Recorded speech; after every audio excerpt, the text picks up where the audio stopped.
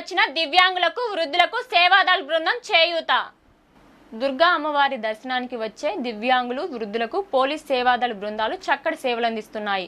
10 మంది సభ్యులతో ఏర్పాటు చేసిన ఈ బృందాలు వేకోజాము నుంచి రాత్రి దర్శనం పూర్తయ్యే వరకు దివ్యాంగులు వృద్ధులు దర్శనం చేసుకోవడంలో సాయం చేస్తూ భక్తుల ప్రశంసలు పొందుతున్నాయి.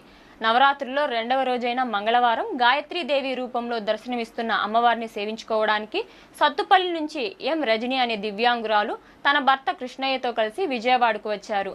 వృద్ధుల కోసం ఏర్పాటు చేసిన ప్రత్యేక బస్సులో ఇంద్రకీలాద్రిపైకి చేరుకోగా అక్కడి నుంచి చక్రాల కుర్చీలో సేవాదళ సభ్యులు ఆమెను దర్శనానికి తీసుకువెళ్లారు. పోలీస్ ఏఆర్ విభాగానికి చెందిన 3 మహిళా సేవాదళ సభ్యులు తనకు ఏ ఇబ్బంది కలగకుండా చూసుకున్నారని, వారికి పోలీస్ శాఖకు, దేవస్థానానికి, ప్రభుత్వానికి ధన్యవాదాలు తెలుపుతున్నామని కృష్ణయ్య రజనీ దంపతులు అన్నారు.